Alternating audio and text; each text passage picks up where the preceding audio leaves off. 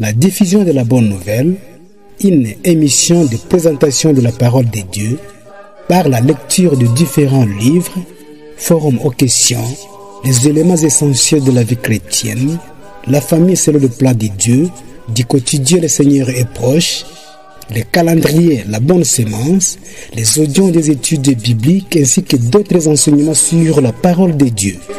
Une production de la POCC, promotion des œuvres chrétiennes du Congo, c'est du Bible Minova.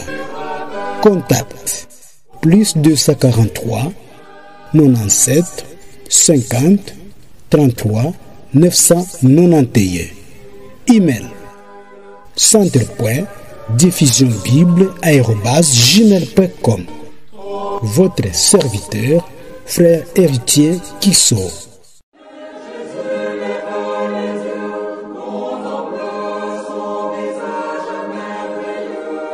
Le CDBIB Minova est situé à Minova, centre commercial, bâtiment Underground, chez Herma Chirihambali, sur la route nationale numéro 2, vers Bukavu. Le CDBIB Minova collabore avec le CDBIB de Goma, Kichanga, Bunia, Tumambasa, Mayuano, Biakato, Beni et Butembo. Votre serviteur, frère Ladislas Ndakola.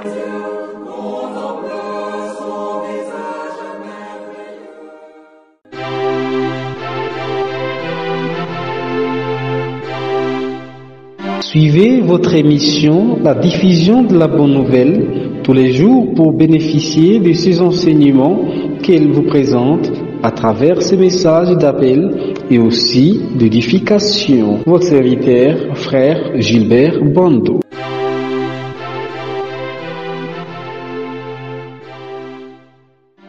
Nous allons maintenant commencer le chapitre 4 et nous allons lire le premier paragraphe.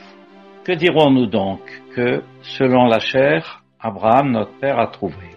Car si Abraham a été justifié sur le principe de la foi, il a de quoi se glorifier, mais non pas relativement à Dieu. Car que dit l'Écriture? Et Abraham crut Dieu, et cela lui fut compté à justice. Or, à celui qui fait des œuvres, le salaire n'est pas compté à titre de grâce, mais à titre de chose due. Mais à celui qui ne fait pas des œuvres, mais qui croit en celui qui justifie l'impie, sa foi lui est comptée à justice. Ainsi que David aussi exprime la béatitude de l'homme à qui Dieu compte la justice sans œuvre. Bienheureux ceux dont les iniquités ont été pardonnées et dont les péchés ont été couverts. Bienheureux l'homme à qui le Seigneur ne compte point le péché. Dans ce paragraphe, la parole revient sur les conditions, sur ce qui concerne les saints de l'Ancien Testament et en particulier il mentionne deux pères des Juifs, Abraham et puis David. On sait qu'Abraham et David avaient une place particulière au milieu du peuple et dans l'Évangile selon Matthieu, le Seigneur est présenté comme fils d'Abraham, fils de David. Il est dit, que dirons-nous donc que selon la chair, Abraham, notre père, a trouvé? Est-ce que Abraham a un mérite quelconque selon la chair? Voilà ce que la parole de Dieu souligne. Et la parole dit, si Abraham a été justifié sur le principe des œuvres, il a de quoi se glorifier. Nous avons lu à paragraphe précédent du chapitre 3, où est la vanterie? Et là, il est dit, si Abraham a été justifié sur le principe des œuvres, il a de quoi se glorifier, ou on pourrait dire, il a de quoi se vanter, ou il peut avoir la prétention d'avoir apporté quelque chose pour sa justice. Mais à ce moment-là, ce n'est pas relativement à Dieu. Et pourquoi ce n'est pas relativement à Dieu? Parce que à ce moment-là, il ne peut pas être dit que Dieu l'a déclaré juste en dehors de ce que Abraham était ou de ce que Abraham a fait.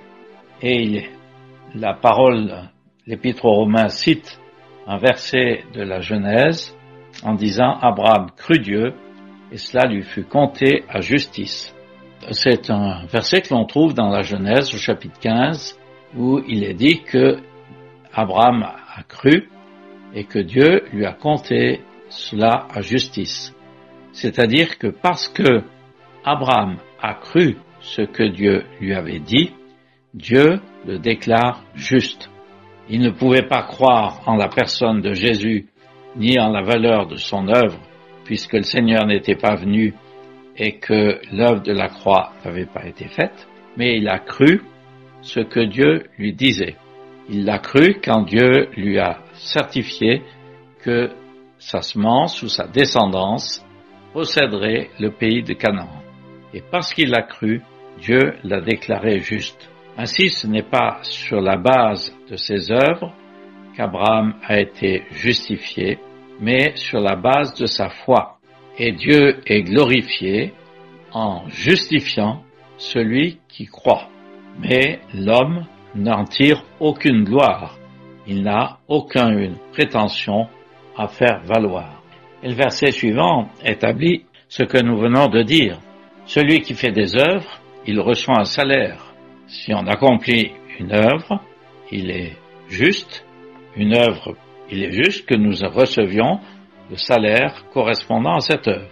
Si Abraham avait accompli des œuvres qui puissent le déclarer juste, sa justice serait sur la base des œuvres, il aurait son salaire. Mais ce n'est pas le cas. Abraham n'a pas fait d'œuvre, mais il croit en celui qui justifie l'impie. Il a cru en Dieu qui justifie les impies. Et sa foi lui a été comptée à justice. C'est-à-dire, il a été déclaré juste parce qu'il a cru. On est peut-être surpris de voir qu'il est parlé d'ici d'Abraham qui a cru en celui qui justifie l'impie. L'impie est celui qui n'a pas de relation avec Dieu, qui vit dans l'indifférence de ce qui est dû à Dieu. Et c'est la façon dans laquelle vivait Abraham avant d'être appelé à sortir, à quitter Ur des Chaldéens. Il nous est dit dans Josué chapitre 24 que Térak, père d'Abraham, ont habité donc en Mésopotamie et y ont servi d'autres dieux, des idoles. Et que Dieu a pris Abraham de ce pays pour le faire aller dans le pays de Canaan. Et quand les Juifs s'approchaient de Dieu pour présenter la corbeille des premiers fruits, dans le livre de Deutéronome au chapitre 26, verset 5, il nous est dit qu'il devait dire « Mon père était un Araméen qui périssait », ce qui veut dire son ancêtre, et Abraham, était un Araméen qui périssait. Sur quelle base Abraham a-t-il été justifié? Dieu l'a appelé, il a cru Dieu, il a obéi, comme nous lisons dans l'Épître aux Hébreux au chapitre 11, on l'a vu cela en son temps. Et il a été justifié gratuitement à cause de sa foi. La foi lui a été comptée à justice. Voilà ce qu'il en est pour Abraham. Ce n'est donc pas sur un principe d'œuvre qu'il avait accompli qu'il est justifié, mais sur la base de sa foi. Il y a alors un point sur lequel nous devons venir maintenant. Nous avons dit que Abraham a été justifié sur la base de sa foi. Peut-être que certains se posent la question, et tout le monde se l'est posé un moment ou l'autre, quand nous lisons dans l'Épître de Jacques au chapitre 2 et au verset 20, « Veux-tu savoir, ô homme vain, que la foi sans les œuvres est morte? Abraham, notre père, n'a-t-il pas été justifié par des œuvres ayant offert son fils Isaac sur l'autel? » Tu vois que la foi agissait avec ses œuvres, et par les œuvres, la foi fut rendue parfaite. On pourrait se poser la question, mais Abraham a accompli des œuvres, une œuvre que Dieu approuve. Cette œuvre qui est mentionnée dans l'Épître de Jacques, il a offert son fils Isaac sur l'autel. Mais est-ce que c'est cette œuvre qu'il a déclarée juste? Ce n'est pas ce que dit l'Épître de Jacques. Il nous faut lire avec soin. Il nous est dit que sa foi agissait avec ses œuvres. La foi d'Abraham, qui fait qu'il était déclaré juste par Dieu, agissait, produisait des œuvres qui manifestaient cette justice qu'il avait reçue de Dieu. Et ces œuvres, en fait, c'était des œuvres dans ces œuvres, il obéissait à ce que Dieu lui demandait. D'ailleurs, si nous lisons le livre de la Genèse, nous trouvons que Abraham a été déclaré juste au chapitre 15, quand il a cru ce que Dieu lui a dit, et puis il a offert son fils unique bien longtemps après, au chapitre 22, montrant qu'il avait entièrement confiance en Dieu, et nous verrons à la fin du chapitre 4 qu'il avait cette certitude que Dieu pouvait ressusciter son fils d'entre les morts. Donc cette œuvre qu'Abraham a accomplie, ce n'est pas une œuvre qu'il justifie, mais c'est une œuvre qui montre qu'il était juste, qu'il obéissait à Dieu, qu'il avait entièrement confiance en ce que Dieu lui disait, et il avait entièrement confiance en ce que Dieu lui demandait. C'est ce que nous avons lu. La foi agissait par ses œuvres. Et il est ajouté, par les œuvres, la foi fut rendue parfaite. L'œuvre qu'a accomplie Abraham en offrant son fils unique, a montré parfaitement cette entière confiance qu'Abraham avait en Dieu. Et ce qui honore Dieu chez un homme, c'est de lui faire entièrement confiance. Voilà ce que Abraham a manifesté par ses œuvres.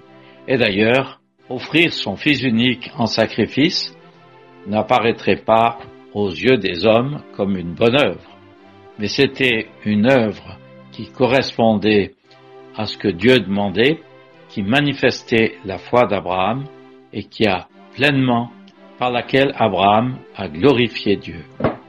Nous en venons au versets 7 et 8, où cette fois-ci il nous est parlé de David, au verset 6, et à 8. Ainsi que David aussi exprime la béatitude de l'homme à qui Dieu compte la justice sans œuvre.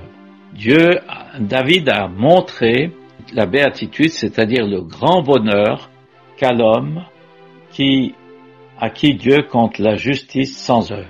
Et la parole cite le début du psaume 32, « Bienheureux ceux dont les iniquités ont été pardonnées et dont les péchés ont été couverts. Bienheureux l'homme à qui le Seigneur ne compte pas le péché. » Sur la base des œuvres de loi, David ne pouvait qu'être condamné. Nous savons comment il a grandement péché en commettant adultère avec Bathsheba et puis en étant responsable de la mort d'Uri. Et David, quand Nathan est venu lui manifester la gravité de son péché, David en a été profondément affligé et humilié. Il a confessé devant Dieu la gravité de son péché. On trouve cette confession dans le psaume 51, quand David dit « Contre toi seul, j'ai péché ». Et la parole de Dieu nous rapporte comment Nathan a parlé à David après avoir péché et comment David a reconnu la gravité de son péché. On trouve cela dans le deuxième livre de Samuel, en particulier au chapitre 12, où Nathan montre à David la gravité de son péché en lui disant « Tu es cet homme ». Il montre qu'il a péché contre Dieu. Et David doit répondre au verset 13 du chapitre 12 de 2 Samuel « J'ai péché contre l'Éternel ». David a confessé son péché. Et alors, parce qu'il a confessé son péché, qu'il a reconnu sa culpabilité devant Dieu, et qu'il a reconnu que, devant Dieu, il ne méritait que la mort, Nathan a pu lui dire, de la part de Dieu, « L'Éternel a fait passer ton péché, tu ne mourras pas. » David a su que Dieu avait pardonné son péché. Et ayant su comment Dieu lui avait pardonné, il peut déclarer dans ce psaume 32, « Bienheureux celui dont la transgression est pardonnée, dont le péché est couvert. Bienheureux l'homme à qui l'Éternel ne compte pas l'iniquité. » Il y a une petite remarque à faire à ce sujet. Dans le psaume 32, David dit « Bienheureux celui dont la transgression est pardonnée et dont le péché est couvert ». Et puis, dans le passage que nous avons en Romains 4, la parole ne dit pas « Bienheureux celui », mais « Bienheureux ceux dont les iniquités ont été pardonnées et dont les péchés ont été couverts ». Ce que David a connu comme étant pardonné, comme ayant son péché couvert, peut être connu par tous les hommes qui confessent leur état de péché et qui reconnaissent devant Dieu ce qu'ils sont et qui reçoivent ainsi le pardon de Dieu. Ce psaume nous présente le bonheur de celui qui s'est pardonné. L'Épître aux Romains nous présente le bonheur de ceux qui, par la foi, apprennent ce qu'est la grâce de Dieu et montrent le bonheur de tous ceux qui, comme David, connaissent la grâce de Dieu. Ainsi, dans les versets 1 à 8 de ce chapitre 4, nous trouvons que les saints de l'Ancien Testament ont été justifiés sur le principe de la foi et de se sachant justifiés, ils en ont été réjouis. J'avais pensé qu'on aurait pu voir ce soir, mais peut-être que ça serait un peu trop long, le paragraphe du verset 9 à 12. Ce paragraphe, disons-le brièvement, montre que cette justice avait été accordée à Abraham avant qu'il reçoive la circoncision. La circoncision a été donnée à Abraham, elle le mettait à part des autres peuples et elle montrait par là que Dieu le déclarait juste et le mettait à part pour lui. Mais sa justice a été donnée sur la base de la foi avant même qu'il soit circoncis. Donc la circoncision n'a pas de valeur aux yeux de Dieu. Dieu n'a pas plus égard aux Juifs qu'à quelqu'un des nations pour le justifier. Il justifie tant l'un que l'autre sur la base de la foi. Mais je crois que pour ce soir, il nous faut nous en rester là. Si le Seigneur le permet, nous pourrons continuer ce chapitre 4 la prochaine fois.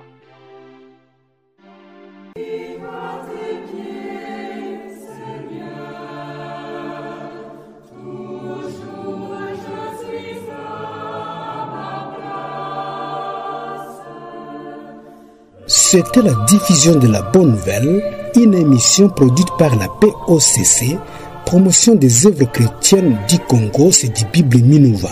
Contact plus 243 97 50 33 991. Email centre.diffusionbible@gmail.com.